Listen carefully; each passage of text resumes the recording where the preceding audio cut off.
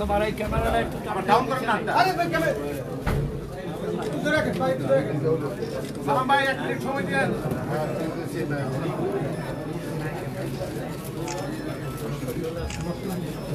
একটু ধরে রাখেন ভাইয়া।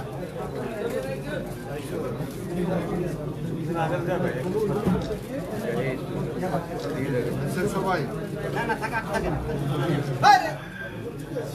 ভাই, দিয়ে দেন, দিয়ে দেন।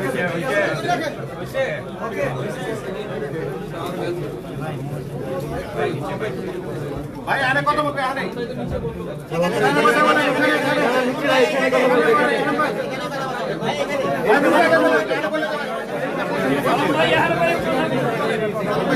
এই বাংলা বিষয়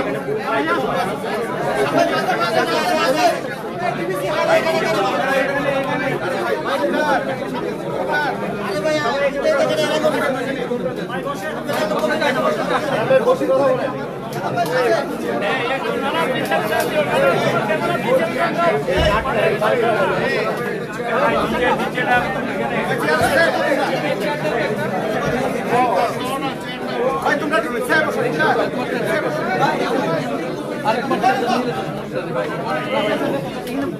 জামিলা আছে, জামিলা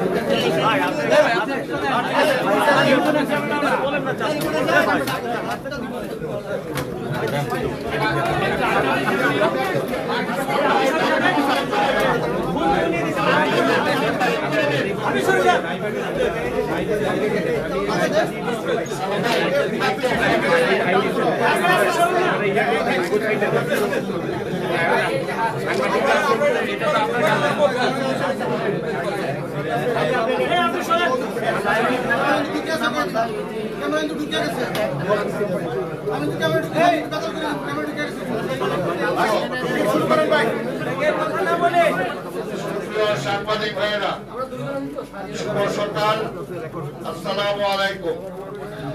আপনারা জানেন যে আমাদের আজকে 2026-এ যে জাতীয় সংসদ নির্বাচন, সেই নির্বাচনের প্রার্থী হিসাবে আমাদের পার্টির ভারপ্রাপ্ত চেয়ারম্যান দেশনায়ক তারেক রহমানের পক্ষ থেকে আমরা আজকে এখানে মনোনয়ন জমা দিতে এসেছি।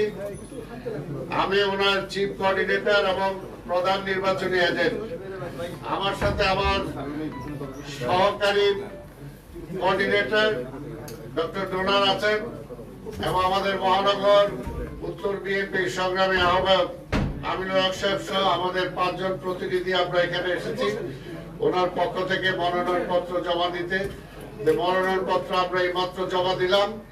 আজকে আপনাদের মাধ্যমে দেশবাসীর কাছে দোয়া চাই যে দীর্ঘ 17 বছর যে নেতাকে দেশের বাইরে রাখা হয়েছিল, সেই নেতার উপরে যে কি অত্যাচার, নিপীড়ন, নির্যাতন হয়েছে সেগুলো আপনারা জানেন।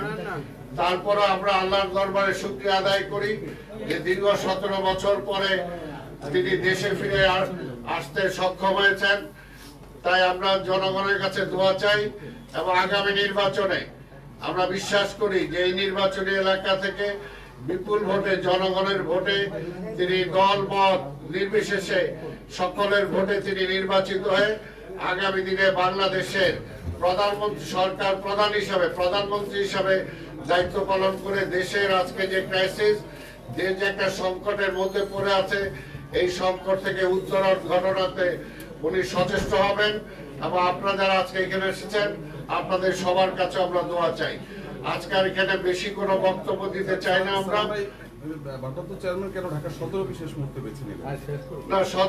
উনি তো বাংলাদেশের যে কোনো জায়গায় করতে পারেন।